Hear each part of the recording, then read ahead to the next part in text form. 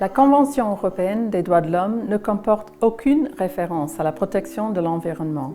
Cette question était en effet très éloignée des préoccupations de la société et des rédacteurs de 1950. Les catastrophes naturelles et industrielles des dernières décennies ont montré que le progrès technique et l'industrialisation de notre société étaient porteurs de risques pour l'environnement. L'environnement est ainsi devenu un enjeu majeur pour les citoyens qui peuvent être affectés gravement dans leurs droits, en particulier le droit à la vie, le droit d'accès à la justice et le droit au respect de la vie privée et familiale. López Ostra contre Espagne de 1994 est l'une des premières affaires où la Cour a eu à se prononcer sur la protection de l'environnement et les droits de l'homme. Elle concernait un cas de pollution industrielle.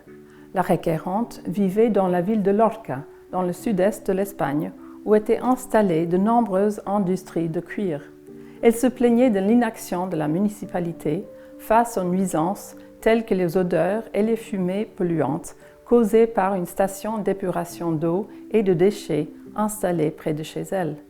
Dans cet arrêt phare, la Cour a, pour la première fois, reconnu une violation de l'article 8 au titre d'une atteinte à l'environnement.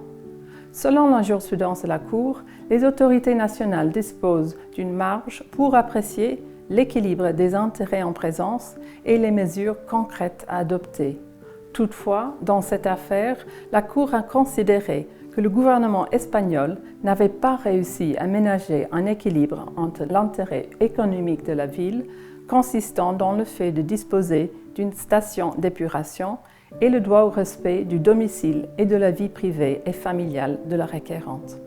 La protection de l'environnement suppose aussi d'informer la population sur les risques auxquels elle est susceptible d'être exposée. Dans l'affaire Steele et Morris contre Royaume-Uni de 2005, était en cause une campagne contre McDonald's menée par un groupe de militants. La Cour a estimé qu'il existait dans une société démocratique un net intérêt général à autoriser des petits groupes militants non officiels et les particuliers à contribuer au débat public par la diffusion d'informations et d'opinions sur des sujets d'intérêt général comme la santé et l'environnement. C'est sous ces différents aspects que la Cour a progressivement développé une jurisprudence favorable à la protection de l'environnement avec quelques 300 requêtes ayant trait à ce domaine. The first right of individuals is of course the right to life. So it's essential that environmental damage does not endanger the lives of individuals. In the Öner Yıldız versus Turkey judgment of Grand Chamber in 2004, Turkish citizens lived in a shanty town next to a rubbish dump. An expert report drawn up at the request of the court had drawn the attention of the authorities to the fact that there were no measures in place to prevent an explosion of methane gas from decomposing rubbish. Despite this report, an explosion of methane gas occurred at the waste disposal site, and it caused the death of the applicant's 9 relatives. The court found a violation of Article 2 of the Convention and concluded that the Turkish authorities had failed to take appropriate measures to prevent the accidental death of the applicant's relatives, and there was no adequate protection provided by law.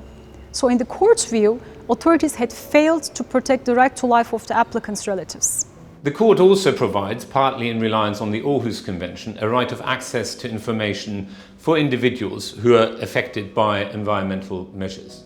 In the 2004 case of Tashkin against Turkey, the applicants were Turkish stock breeders who complained that the grant of a license to use sodium cyanide in the context of gold mining created a danger to the local environment and to their health and safety. The domestic courts had accepted those complaints and had repeatedly stayed the application and grant of those licenses. However, the domestic authorities themselves were slow in implementing those decisions. When the case came to the court found both that Article 8 was applicable and that there had been a breach of Article 8. In finding a violation of Article 8, the court concluded that there were 3 important procedural safeguards which the Convention required.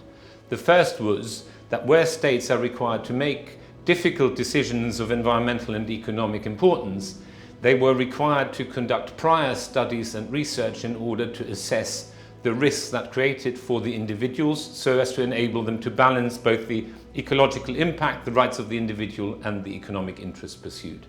The second safeguard was a right of access for the individual to those studies and to information which would enable them to assess whether the balance had been properly struck.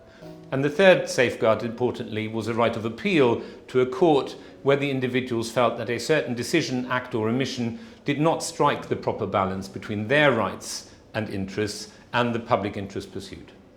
La Cour a imposé, dans certains cas, aux États de prendre des mesures concrètes pour remédier aux atteintes à l'environnement. Les 180 requérants de l'affaire Cordella contre Italie dénonçaient les effets sur l'environnement et sur leur santé des émissions nocives de l'usine sidérurgique située près de leur domicile. Ils reprochaient au gouvernement italien de ne pas avoir adopté les mesures propres à protéger leur santé et l'environnement. La Cour a conclu à la violation de l'article 8 de la Convention. Cet arrêt est particulièrement intéressant puisque la Cour a insisté sur la place primordiale et urgente des travaux d'assainissement à mettre en œuvre et sur la nécessité d'une exécution rapide du plan environnemental approuvé par les autorités nationales. La Cour ne s'est donc pas arrêtée au constat de la violation d'un droit fondamental. Elle est allée plus loin en mettant à la charge des autorités italiennes des obligations positives exigeantes pour assurer la protection de la population et de l'environnement. La protection de l'environnement est une illustration frappante de la doctrine de l'instrument vivant, à savoir la nécessité, afin que les droits fondamentaux soient effectifs, d'interpréter la Convention à la lumière des conditions de société actuelles. Certes, la Convention présente aussi ses limites. L'actio popularis n'est par exemple pas admise, mais la Cour a montré qu'elle est capable de faire évoluer et d'élargir sa jurisprudence afin de garantir le droit de chacun à vivre dans un environnement respectueux des droits fondamentaux.